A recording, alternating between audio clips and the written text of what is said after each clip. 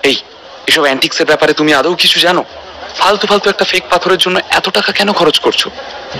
আদ্রিতা নীলের হাত খিমচে ধরে অধৈর্য হয়ে বলে উঠল। যদিও আদ্রিতার অ্যান্টিক জিনিসপত্রের প্রতি তেমন কোনো আগ্রহ কোনোদিনই ছিল না, ফলে এসবের গুণ বিচার করা ওর পক্ষে সম্ভবও নয়। অন্যান্য অ্যান্টিক শপ ওনারদের মন্তব্য শুনে আদ্রিতার মনে হলো নীল বোকামি করছে। দেখো, সবাই কিন্তু এটা ফেক বলছে, তুমি এত টাকা দিয়ে এটা কিনছো কেন? কোটি টাকার ব্যাপার নীল, ছেলে খেলা নয়। 1 কোটি টাকা কি গাছে ফলে? শোনো, সব সময় এত জেদ করো না। আদ্রিতার কথা শুনে নীল শান্ত গলায় বলল, আদ্রিতা ঠিক আছে, এত টেনশন করো না, আমি তো আছি। স্যার, আপনার চোখ আছে বলতে হবে, আপনার টেস্টকে আমার সেলাম। ফর্সা কমবয়সী ছেলেটি নীলকে উদ্দেশ্য করে বলল। নীল এক কথায় এই পাথরটার জন্য 1 কোটি টাকা ওকে দিতে রাজি হয়েছে বলে ছেলেটি খুশিতে গদগদ হয়ে রয়েছে। নীলকে সতর্ক করে শালিনী বলল, নীল তুমি শিওর তো? তাড়াহুড়ো করো না, তুমি কিন্তু সময় নিয়ে আর একবার এই পাথরটাকে চেক করে নিতে পারো। জানি তোমার গুণ আছে, কিন্তু অনেক মানুষেরও ভুল হতে পারে। না শালিনী, আমি ডিসিশন নিয়ে নিয়েছি, এই আমার ব্ল্যাক কার্ড, তুমি প্লিজ টাকাটা কেটে ওকে দিয়ে দাও। এই বলে নীল পকেট থেকে ওর ব্ল্যাক কার্ডটা বের করলো। যদিও শালিনী মিত্রর কোনো সন্দেহ ছিল না নীলের সিদ্ধান্তের প্রতি, কারণ ও জানতো নীলের চোখই আলাদা। যে মানুষ অ্যান্টিক পেইন্টিংস এর বিশেষজ্ঞ, ছবির বৈশিষ্ট্য গুরুত্ব অনায়াসে বুঝতে পারে, তার পক্ষে এই হীরের মতো পাথরটির গুণাগুণ বিশ্লেষণ করা এমন কিছু দুঃসাধ্য নয়। তবুও নীলের শুভাকাঙ্ক্ষী হিসাবে শালিনীর একটা দায়িত্ব থেকেই যায়। তাই নীলকে শালিনী এই ইন্টিমেশন দেওয়াটা প্রয়োজন মনে করলো। তুমি দুশ্চিন্তা করো না শালিনী, অ্যান্টিক্স এর ব্যাপারে আমার নলেজ সম্পর্কে তোমারও কোনো ধারণা নেই, but thanks for your concern. তুমি টাকাটা কেটে নিয়ে ছেলেটাকে দিয়ে দাও, আমি সোয়াইপ করে আসছি। নীলের কথা শুনে ওই পাথর বিক্রেতা কম বয়সী ছেলেটি বেশ এক্সাইটেড হয়ে পড়ল। তুমি কিন্তু একদম হিরোদের মতো, বুঝলে দাদা? ছেলেটির কথায় মুচকি হেসে নীল বিলিং কাউন্টারের দিকে চলে গেল। নীল চলে যেতেই ছেলেটি নিজের ব্যাগ থেকে একটা সুন্দর ব্রেসলেট বের করলো। ব্রেসলেটটা দেখে শালিনী হঠাৎ থমকে গেল। জিনিসটার সৌন্দর্যে শালিনীর চোখ জলজল করে উঠল। তুমি কি এই ব্রেসলেটটাও বিক্রি করার জন্য নিয়ে এসেছো? কম বয়সী ফর্সা ছেলেটির উদ্দেশ্যে শালিনী বলল। ওর এই কথা শুনে উপস্থিত প্রত্যেক শপ ওনাররাই ব্রেসলেটের দিকে ভালো করে তাকিয়ে দেখলো। না ম্যাডাম, আসলে ব্রেসলেটটা ভুল করে আমার ব্যাগেই থেকে গেছে, কিন্তু আপনি যদি নিতে চান তাহলে আমি দেখাতে পারি। এটার দাম 80 লাখ টাকার মতো পড়বে। ছেলেটি ব্রেসলেটটা যত্ন সহকারে শালিনীর দিকে বাড়িয়ে দিল। ব্রেসলেটটার দাম শুনে শালিনী আবারও চমকে উঠল। কত? 80 লাখ টাকা? এটার দাম 80 লাখ টাকা? ব্রেসলেটটার দিকে তাকিয়ে ওর দাম শুনে প্রত্যেকেই তাজ্জব হয়ে রইল। সবার মধ্যে আবারও গুঞ্জন শুরু হলো। হ্যাঁ, জিনিসটা কিন্তু বেশ ইন্টারেস্টিং। দেখো, এর কালারটাও দারুণ, আর এর গড়ন দেখে বোঝা যাচ্ছে এটা বেশ পুরনো কোনো এনসিয়েন্ট এক্সপার্ট হয়তো খোদাই করেছে। কিন্তু আমার কেন যেন মনে হচ্ছে এটাও নকল। যদি এনসিয়েন্টই হয় তাহলে প্রিজার্ভ করে রাখা হলো কি করে? এত সহজ তো নয় এটাকে এত বছর যত্ন করে রাখা। তুমি ঠিক বলেছো, এই ব্রেসলেটটার কোনো এনসিয়েন্ট অরাই নেই। হয়তো দেখো গে যাও আসল ব্রেসলেটটার ডুপ্লিকেট। প্রত্যেকের ভালো মন্দ বিচার শুনে ছেলেটি কোনো মন্তব্য করলো না। ধীর গলায় শালিনীকে বলল, দেখুন ম্যাডাম, এই জিনিসটা আমার, কাজেই খুব ভালো করে জানি এটার কত দাম হওয়া উচিত। আপনাকেও সেটাই বলেছি। এবার আপনি যদি কিনবেন মনে করেন তাহলে কিনতে পারেন, আর যদি 80 লাখ টাকা বেশি মনে হয় ঠিক আছে, কোনো ব্যাপার না, আমি অন্য কাউকে এটা বেচে দেব। শালিনী নিজের হাতে ঘুরিয়ে ঘুরিয়ে ব্রেসলেটটা দেখে বলল, দেখে তো সত্যিই খুব সুন্দর লাগছে, আমার তো মনে হচ্ছে এটা যথেষ্ট দামি, তবুও দামটা বড্ড বাড়াবাড়ি। শালিনীর কথা শেষ হতে হতে নীল পাথরের দাম দিয়ে ফিরে এলো। শালিনীর হাতে ব্রেসলেটটা দেখে ও বলল, দেখি একবার আমাকে জিনিসটা দেখতে দাও তো শালিনী। নীল ব্রেসলেটটা হাতে নিল। সঙ্গে সঙ্গে ছেলেটি নীলের উদ্দেশ্যে হাসি মুখে বলল, দাদা তুমি যদি কিনতে চাও তাহলে আমি এটা মাত্র 50 লাখ টাকায় তোমাকে দিতে পারি। নীলের প্রতি ছেলেটির এই বদান্যতা দেখে সকলেই অবাক হলো। এক কথায় 30 লাখ টাকা কমিয়ে দিল ছেলেটি। প্রত্যেকেই হক চকিয়ে ছেলেটির দিকে তাকালো। আর দাম কমাবেই না কেন? নীল যে ওকে পাথরটার জন্য অলরেডি এতগুলো টাকা দিয়ে দিয়েছে। নীল ছেলেটির কথায় উত্তর না দিয়ে খুব মনোযোগ সহকারে ব্রেসলেটটা দেখছিল। কানের কাছে নিয়ে গিয়ে বাঁধানো পাথরগুলোর উপর টোকা দিয়ে শব্দ শুনে খাঁটি কিনা বিচার করছিল সে।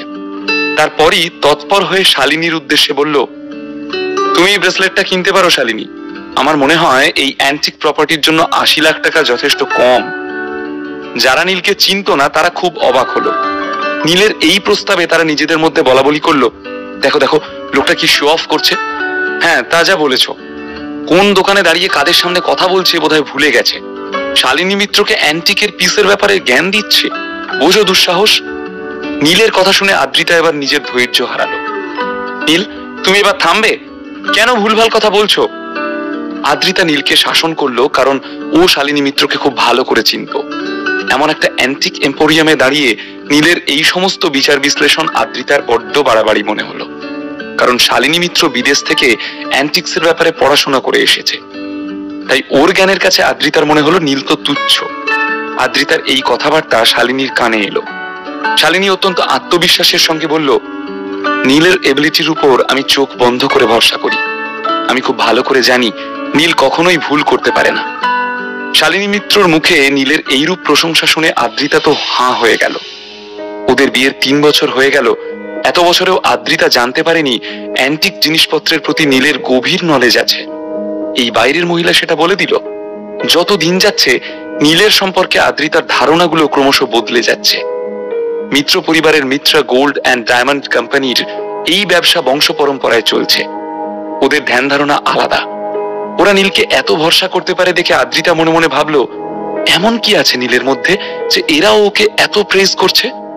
নীল ব্রেসলেটটা ঘুরিয়ে ঘুরিয়ে সবাইকে দেখাতে লাগলো আর বলল, এই পিসটা যথেষ্ট পুরনো, আর অবশ্যই এটা দামি আর রেয়ার একটা অ্যান্টিক পিস।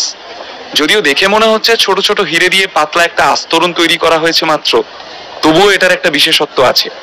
যেমন মানুষের মধ্যে 2 ধরনের সত্তা আছে, নারী এবং পুরুষ, ঠিক তেমনি এই ব্রেসলেটটারও 2টো আলাদা পিস আছে। এটা সেই জোড়া ব্রেসলেটের একটা। রাজারাজরার আমলের কোনো অভিজ্ঞ কারিগর বানিয়েছিল এটাকে, অবশ্যই কোনো ইম্পর্টেন্ট ইন্ডিভিজুয়ালের জন্য স্পেশাল অর্ডার দিয়ে বানানো। নীল দোকানে পায়চারি করতে করতে বিশদে ব্রেসলেটটার ব্যাপারে সবাইকে এক্সপ্লেন করতে লাগলো। কম বয়সী ছেলেটিও খুব মনোযোগ সহকারে নীলের কথাগুলো শুনছিল। ওকে দেখে মনে হলো এত কিছু বোধহয় ও নিজেও জানতো না। নীল বিশদে ব্যাখ্যা করতে থাকলো, এই ব্রেসলেটটার 2টো পেয়ারকে একসাথে দেখলেই আপনারা এর প্রকৃত সৌন্দর্যটা বুঝতে পারতেন। আর আমার মনে হয় এই জোড়া ব্রেসলেটের দাম কোটি টাকার কম নয়। এর সৌন্দর্য এতটাই ব্যতিক্রমী যে যে কেউ এর সৌন্দর্যে মোহিত হয়ে যাবে। তবে দুর্ভাগ্যক্রমে আমাদের কাছে একটাই ব্রেসলেট আছে। নীলের মুখে এতক্ষণ ডিটেইল এক্সপ্লেনেশন শুনে উপস্থিত অনেকেই নীলকে বাহবা দিয়ে উঠল। কয়েকজন জোরে জোরে হাততালি দিল, আর যারা নীলের ক্ষমতাকে খাটো করছিল তারা বোবা হয়ে রইল। আদ্রিতা এবার বুঝতে পারলো শালিনী মিত্র কেন নীলকে এত ভরসা করে। নীলের ওয়াইফ হিসেবে আদ্রিতারও যেন গর্ব হলো। মুগ্ধ দৃষ্টিতে নীলের দিকে তাকিয়ে রইল আদ্রিতা। আজ কেন জানি না হঠাৎ ওর মনে হলো এতদিনেও ও নীলকে এতটুকু চিনে উঠতে পারেনি। ঠিক আছে, তাহলে ওর অ্যাকাউন্টে 80 লাখ টাকা ট্রান্সফার করে দিন। শালিনী মিত্র ওর ক্যাশিয়ারকে অর্ডার করলো। সকলেই এক্সাইটেড হয়ে পড়েছিল শালিনীর সিদ্ধান্তে। ক্যাশিয়ার সঙ্গে সঙ্গে টাকাটা ট্রান্সফার করে দিল ছেলেটার অ্যাকাউন্টে। ইতিমধ্যে ছেলেটি হঠাৎ শালিনীকে বলে উঠল, আপনি ভুল করছেন ম্যাডাম। আপনাকে কে বললো যে এই ব্রেসলেটটার দাম 80 লাখ টাকা? এটা তো আমি ওই দামে আর বেচবো না। আপনাকে এখন 2 কোটি টাকা দিতে হবে। আরে এসব কি বলছো?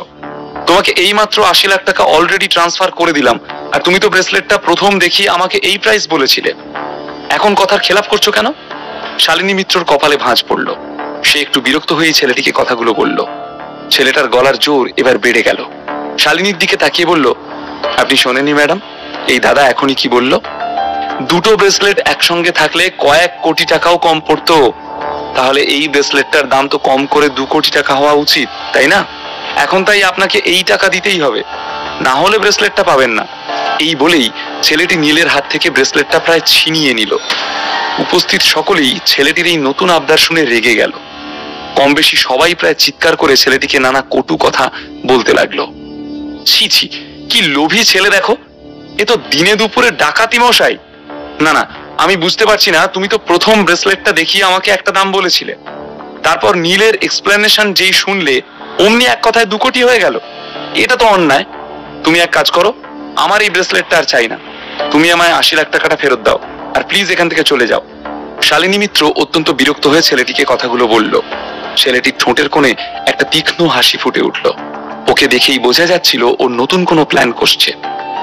ঠান্ডা মাথায় ধীর স্থির হয়ে সে বলল, ম্যাডাম আমি বিজনেস করার সময় একটা রুল সব সময় ফলো করি, কেউ টাকা দিয়ে দিলে সেই টাকা আমি তো ফেরত দিই না। এটা আমার বিজনেস আর এটাই আমার রুল। এ নিজেকে ভাবছে কি ও কার সঙ্গে পাঙ্গা নিচ্ছে? এত সাহস ও আমাদের উপর ছড়ি ঘোরাচ্ছে। ও জানে না ওর কি পরিণতি হবে। ওকে অ্যারেস্ট করে এক্ষুনি থানায় পাঠাও, পুলিশকে ফোন করো, সবার আগে ওর থেকে টাকাটা ফেরত নাও। উপস্থিত সকলেই ছেলেটার এই ধোঁকাবাজি দেখে রেগে গিয়ে চিৎকার করে বলতে শুরু করলো। প্রচন্ড কোলাহল শুরু হলো এম্পোরিয়ামে। সিকিউরিটি, একে এক্ষুনি অ্যারেস্ট করো। শালিনী মিত্র চিৎকার করে হুকুম দিল। সব থেকে বেশি শালিনী মিত্রই রিয়াক্ট করলো। নীলও এক্সপেক্ট করেনি ঘটনা প্রবাহ এত দূর বয়ে যাবে। ও বেশ রেগে গিয়ে ছেলেটির কলার খামচে ধরে বলল, এই এসব কি হচ্ছে এখানে? তুমি কি মজা পেয়েছো নাকি? ছেলেটি নীলের দুহাত চেপে ধরে নিজেকে ছাড়াবার চেষ্টা করলো, কিন্তু পারল না। ও চিৎকার করে বলল, দাদা বলে কি ডাকলাম মাথায় চড়ে নাচবে এখন? তোমার অনেক টাকা আছে বলে কি মাথা কিনে নিয়েছো? তোমার অনেক ক্ষমতা, তাই না? ছেড়ে দাও আমায়, ছেড়ে দাও বলছি। নীল বলল, চুপ। তুমি যদি ভাবো যে তুমি বেঁচে ফিরবে তাহলে ভুল ভাবছো। পিঠের ছাল তুলে দেবো ছোকরা। নীল রায়চৌধুরীর সামনে দাঁড়িয়ে জালিয়াতি করছো তুমি। সকলে নীলের কথাগুলোয় সহমত জানিয়ে নিজেদের মধ্যে বলা বলি করতে শুরু করলো। ওকে আজ উচিত শিক্ষা দিতে হবে। ও কোথায় দাঁড়িয়ে আছে জানে না, কাদের সঙ্গে কিভাবে কথা বলতে হয় জানে না, অশিক্ষিত। আস্পর্ধা দেখো খালি একবার। নীলের চোখে সরাসরি তাকিয়ে ফুঁসতে ফুঁসতে ছেলেটা বলল, হ্যাঁ, আমি মিত্রা গোল্ড অ্যান্ড ডায়মন্ড কোম্পানির এম্পোরিয়ামে দাঁড়িয়ে আছি তো। আমি শালিনী মিত্রর সঙ্গে কথা বলছি তো। ব্যবসা করার সময় সবারই একটা রুল থাকে, শুধু কি আপনাদেরই রুল থাকবে? আমার নিজের কোনো রুল থাকতে পারে না? কোথায় লেখা রয়েছে শুধু বড় লোকেরা রুলস বানাতে পারে আর কেউ পারে না? ছেলেটা বেকার তর্ক করে যাচ্ছিল। একে উত্তম মধ্যম দেওয়া উচিত। চলো তো দোকানের বাইরে বের করো। ওকে আজ আমরা মজা দেখাবো। চোর কোথাকার, নির্লজ্জ বেহায়া, ছি ছি, শেমলেস লায়ার। দোকানের আবহাওয়া ক্রমশ গরম হয়ে উঠল। সবার মধ্যেই ক্ষোভ জন্মালো। প্রত্যেকে এবার বিরক্তিতে চিৎকার করে বলতে লাগলো, আজ হয়তো সবাই ওকে শেষই করে দেবে। সবার এইসব কথা শুনে ছেলেটি সবার দিকে তাকিয়ে থ্রেট দিল, খবরদার, আমার গায়ে যদি একটাও আঁচড় লাগে তাহলে দোকানে কিন্তু ভাঙচুর হয়ে যাবে। আমি শুধু একটা হাত দেব, সঙ্গে সঙ্গে জনদশেক লোক এসে আপনাদেরকে মজা দেখিয়ে দেবে। ছেলেটির এই অদ্ভুত আত্মবিশ্বাসে সকলে স্তম্ভিত হয়ে রইল। সবার মনে হলো ছেলেটি নিশ্চয়ই একা আসেনি, সাথে আলবাত 5-6 জন গুন্ডাকে ভাড়া করে নিয়ে এসেছে সে। ডাকলে নিশ্চয়ই তারা দোকানে এসে ভাঙচুর করবে। সেই জন্য ছেলেটির শেষ কথাগুলো শুনে সকলেই বোবা হয়ে রইল। Get out, I said get out. ওকে বের করে দাও এক্ষুনি। শালিনী মিত্র অত্যন্ত রেগে গিয়ে তীব্র চিৎকার করতে আরম্ভ করলো। কে এই ছেলেটি? ও এত সাহস পেল কোথায়? ওর মাথার উপর কি কোনো বিশেষ ব্যক্তির হাত আছে?